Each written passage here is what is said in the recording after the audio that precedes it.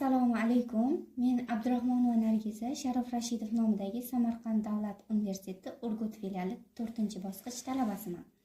Bugungi darsda shaxsning rivojlanish tarbiyasi va ijtimoiylashuvi mavzusini ko'rib chiqamiz. Ushbu mavzuni 3 ta reja asosida o'rganamiz.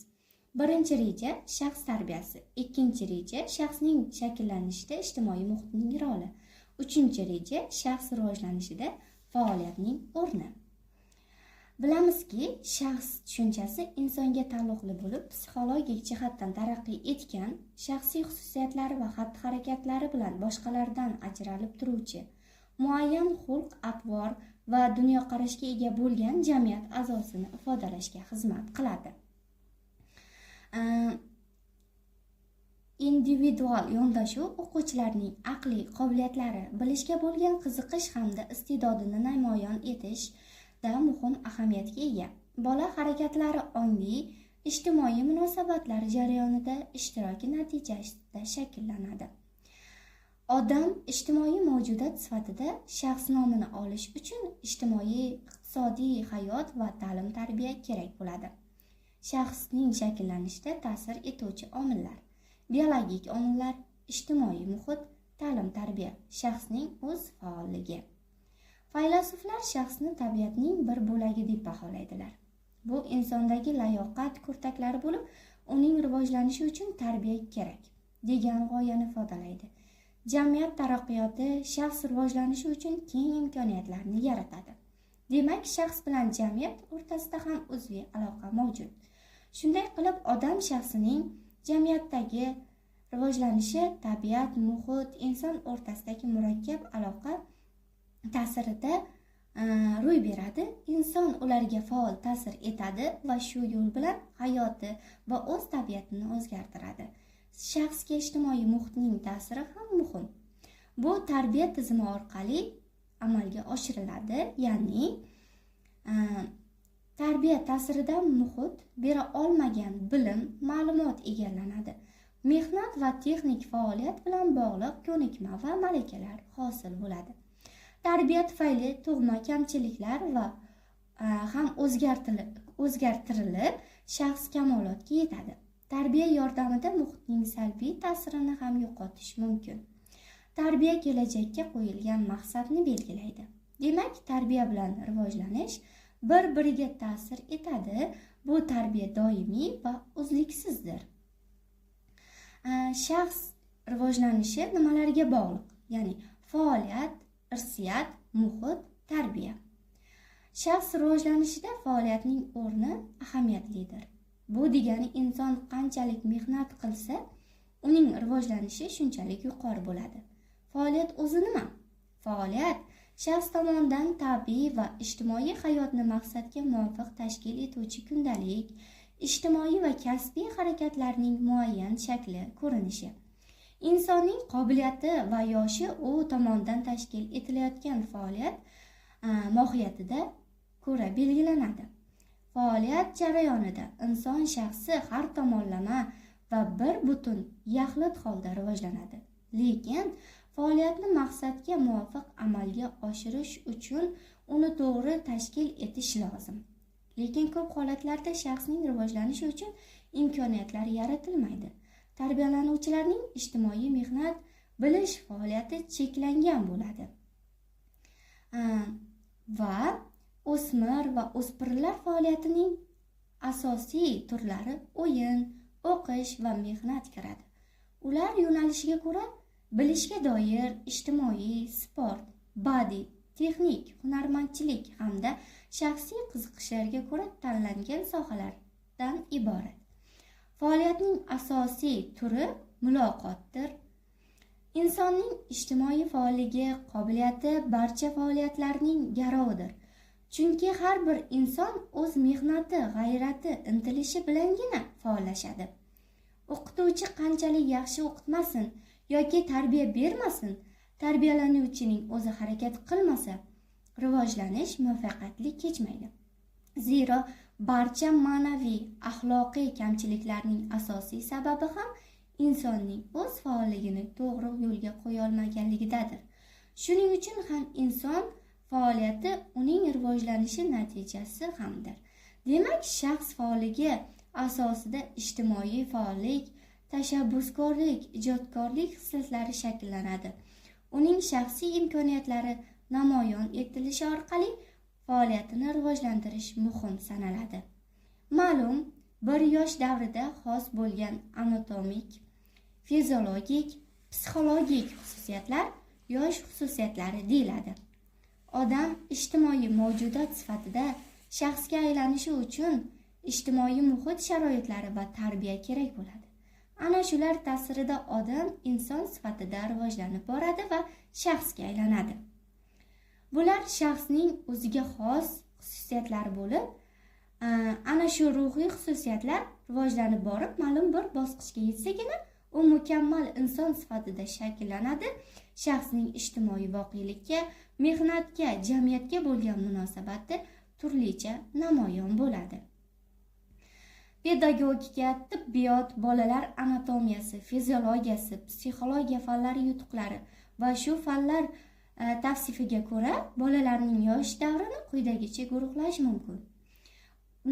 Tug'ilgandan 3 yoshgacha go'daklik davri, bog'chagacha bo'lgan yosh davri. 4-7 yosh oralig'i, maktabgacha tarbiya yoshi, maktab yoshidagi kichik guruhlar. 12-18 yosh o'rta maktab yoshidagi o'smirlar, o'smirlik davri. Hozirgi davr o'smirlarining ruhiyati quyidagi holatlarga ko'ra ko'zga tashlanadi. Intellektual rivojlanish, tafakkur qobiliyati, aqliy faoliyatni yuqori saviyada tashkil etishni talab etadi. Bilishga qiziqishi ortadi. Bu davrda to'garaklar, studiya, turli tadbirlar o'tkazish katta ahamiyatga ega. Ularning kitob o'qishga bo'lgan qiziqishi ortadi. O'z-o'zini anglash, baholash, tarbiyalash shakllanadi. U o'zini boshqalar bilan solishtira boshlaydi. Shaxsning ijtimoiylashuvi. Shaxs ijtimoiy munosabatlar jarayonida shakllanadi. Chunki ta'lim jarayonida bolalarga jamiyatda birga yashash bilan bog'liq bo'lgan holat va hodisalar o'rgatiladi. Bu jarayonda o'quvchi jamiyatga kirishadi va u bilan o'zaro munosabatda bo'ladi. Ular ma'lum ijtimoiy tajriba orttiradi, ya'ni ijtimoiylashadi. Ijtimoiylashuv uzoq davom etadigan murakkab jarayon, chunki har qanday jamiyat rivojlanish jarayonida ijtimoiy va axloqiy qadriyatlar, ideallar, axloqiy me'yorlar va qoidalar tizimini ishlab chiqadi. Har bir bola yuqoridagi qoidalarni qabul qilib, o'rganib, mazkur jamiyatda yashash, uning a'zosi bo'lish imkoniyatiga ega bo'ladi. Buning uchun jamiyat u yoki bu shaklda shaxsga maqsadga muvofiq ta'sir etadi. Bu ta'sir ta'lim vositasida amalga oshadi. Ikkinchi tomondan shaxsning shakllanishida turli g'oyalar, ijtimoiy muhit ta'sir ko'rsatadi. Tarbiyada qarama-qarshilik insonparvarlik g'oyasi yordamidagina bartaraf etilishi mumkin. Zero O'zbekiston Respublikasining kadrlar tayyorlash milliy dasturida ham ta'kidlab o'tilganidek, uzluksiz ta'limni tashkil etish, rivojlantirish hamda ta'limning ijtimoiylashuviga erishish dolzarb masaladir. Ta'lim oluvchilarga estetik boy dunyoqarashni shakllantirish, ularda yuksak ma'naviyat, madaniyat va ijtimoiy fikrlash qobiliyatini rivojlantirish kabilar muhim ijtimoiy talablar hisoblanadi. Shaxs tushunchasi. Shaxs ijtimoiy munosabatlarga kirishuvchi, ong va nutqqa ega, jamiyatda ma'lum rol bajaruvchi insondir. Shaxsning shakllanishi biologik, ijtimoiy va psixologik omillarning o'zaro ta'siri orqali yuz beradi. Rivojlanishning asosiy omillari: biologik omillar, irsiyat, fiziologik xususiyatlar, sog'liq holati. Ijtimoiy muhit: oila, maktab, jamiyat, do'stlar, madaniyat. Faoliyat: insonning amaliy tajribasi, bilim va ko'nikmalari. Tarbiyaviy ta'sir: maktab, o'qituvchi, ota-ona, tarbiyachi tomonidan beriladigan yo'naltirilgan ta'sir. Shaxs rivojlanishining bosqichlari. Psixolog Maslow, Erikson va boshqa olimlarning qarashlariga ko'ra, go'daklik davri tug'ilgandan 3 yosh asosiy ishonch va mustahkamlik shakllanadi. Maktabgacha yosh 3-6 yosh. Ijtimoiy qoidalar, o'yin faoliyati asosiy rol o'ynaydi. Maktab davri 7-11 yosh. Bilim olish, irodaviy sifatlar shakllanadi. O'smirlik 12-16 yosh. O'zini anglash, kasbga qiziqish, do'stlik va mustahkamlik kuchayadi. Yoshlik 17-25 yosh. Shaxsiy qarorlar qabul qilish, hayotiy maqsadlarni aniqlash bosqichi. Katta yosh. Kasbiy, ijtimoiy va oilaviy mas'uliyat kuchayadi. Tarbiyaning shaxs rivojlanishdagi roli. Tarbiya shaxsning axloqiy, intellektual, estetik, jismoniy va mehnat sohasini uyg'un rivojlantirishga xizmat qiladi. Pedagogika nuqtai nazaridan tarbiya shaxsning jamiyat talablariga mos, ma'naviy barkamol bo'lishiga yordam beruvchi jarayon. Tarbiya 2 turda amalga oshiriladi. Maqsadli rivojlantiruvchi tarbiya. Maktab, o'qituvchi, oilaning ongli faoliyati. Stixiyali tarbiya, muhit va jamiyatning bevosita ta'siri. Zamonaviy yondashuvlar. Shaxsga yo'naltirilgan ta'lim har bir o'quvchi qiziqishi, qobiliyati va ehtiyojlariga mos tarbiya berish. Kompetensiyalarga asoslangan yondashuv. Bilimdan tashqari hayotiy ko'nikmalarni shakllantirish. Raqamli tarbiya. Axborot texnologiyalari orqali shaxsni rivojlantirish. Media savodxonlik, internet madaniyati. Milliy va umuminsoniy qadriyatlar uyg'unligi yoshlarni ham milliy ruhda, ham global dunyoqarash bilan tarbiyalash. Hayotiy ko'nikmalarga o'rgatish, muomala madaniyati, konfliktlarni hal qilish, stressga bardoshlilik. Shaxs rivojlanishi va tarbiya o'zaro bog'liqligi. Tarbiya rivojlanishga yo'naltiriladi, ya'ni rivojlanish esa tarbiyaning samaradorligini oshiradi. Masalan, o'quvchining intellektual rivoji tarbiya orqali qo'llab-quvvatlanadi. Shu bilan birga u mustaqil faoliyat orqali ham rivojlanadi. Shaxsning rivojlanish va tarbiyasi uzviy jarayon bo'lib, unda biologik omillar, muhit va tarbiya uyg'unlashadi. Zamonaviy davrda yoshlarni mustaqil fikrlaydigan, axborotni tanlab qabul qiladigan, ijtimoiy faol va ma'naviy barkamol inson qilib tarbiyalash eng muhim vazifa hisoblanadi. Ijtimoiylashuv tushunchasi. Ijtimoiylashuv bu insonning jamiyat a'zosi sifatida shakllanishi jarayoni, ya'ni ijtimoiylashuv tajribani o'zlashtirish, qadriyatlar, normalar, axloqiy qoidalar va turmush tarzini egallashdir. Oddiy qilib aytganda, bola tug'ilgandan boshlab oila, maktab, do'stlar, jamiyat ta'sirida ijtimoiylashuv muhitga moslashib boradi.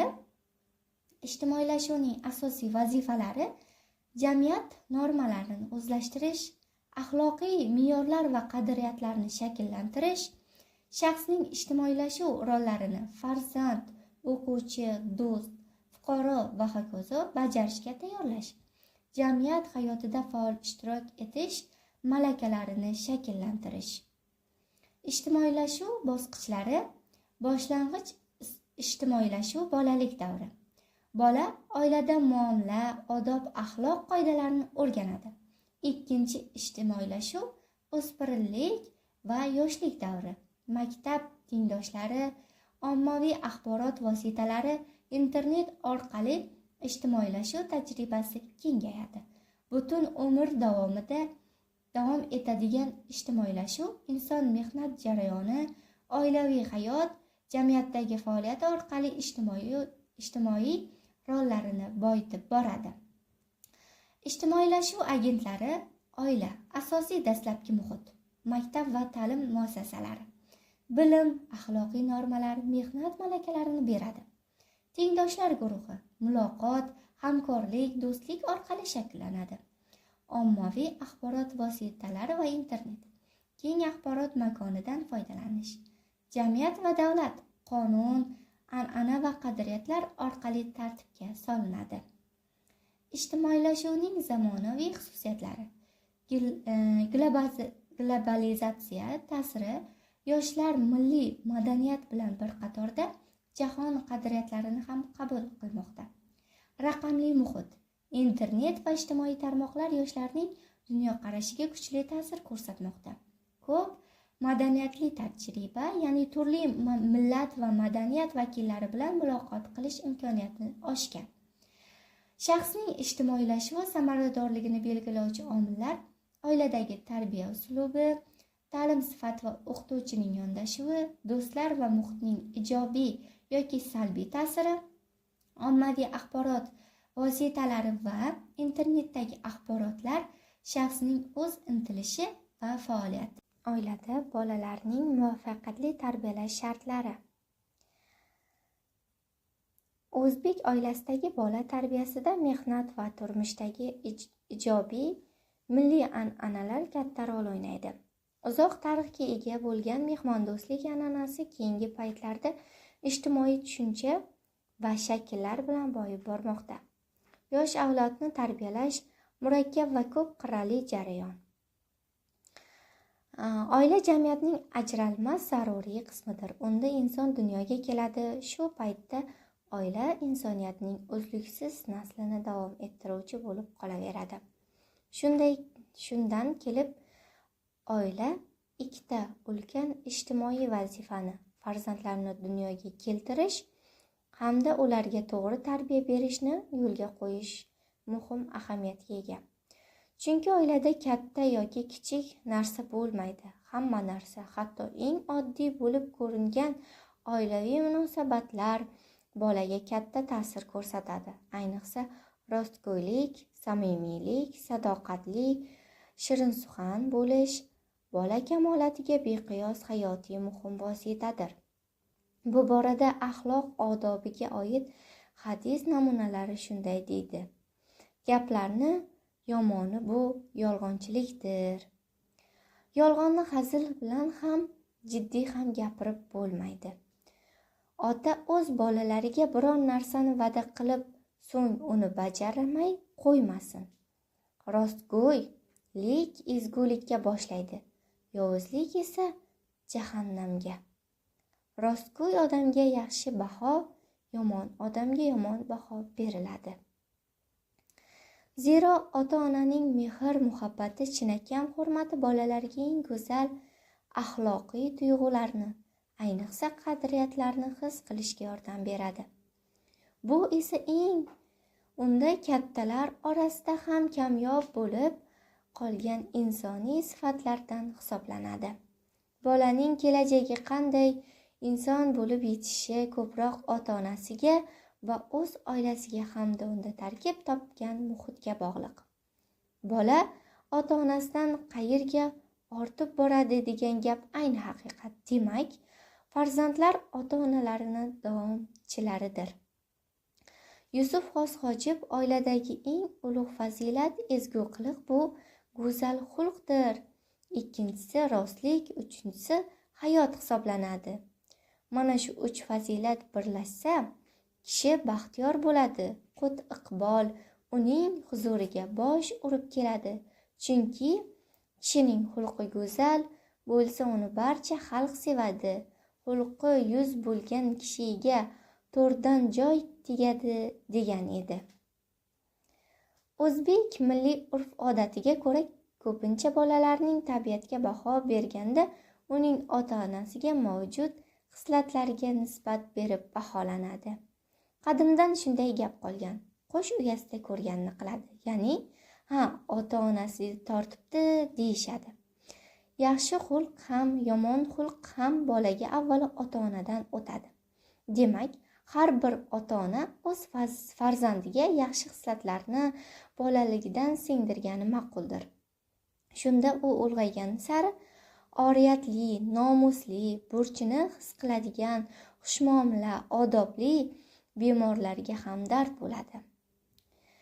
Butun bir mamlakatni o'ziga xos ishlab chiqarish xo'jaligi, iqtisodiy hayoti bo'lganidek, oilada ham ana shular mavjud. Oilada bu hayotni to'g'ri tashkil etish oila boshlig'i rahbarligida olib boriladi. Bola 2-3 yoshdayoq idrok eta boshlaydi. sut bilan kirgan tarbiya shubhasiz puxta va unutilmas bo'ladi. Inson bolaligidan voyaga yetganga qadar ota va ona yoki uning o'rnini bosuvchi shaxs tarbiyasida bo'ladi. Bola voyaga yetgach, o'zi mustaqil oila quradi. Odam qaysi oilada bo'lishidan qat'iy nazar unga sadoqatli bo'lib qolishi zarur. Ayniqsa oila a'zolarini o'z xonadoniga sodiqligi bilan bir qatorda shu oilani or-nomusi uchun kurashmog'i lozim. Biz yuqorida oilani mitti mamlakatga o'xshatgandik. Har bir mamlakatni boshlig'i bo'lganidek, oilani o'z boshlig'i bo'ladi. Odatda oila boshlig'i otadir. Ota bo'lmagan oilada esa ona, ota-ona bo'lmagan oilalarda esa katta aka, opa yoki boshqa oila a'zolari boshliq sanaladi. Oila boshlig'i kim bo'lishidan qat'iy nazar, uning so'zlari oila a'zolari uchun qonundir. E'tiboringiz uchun rahmat.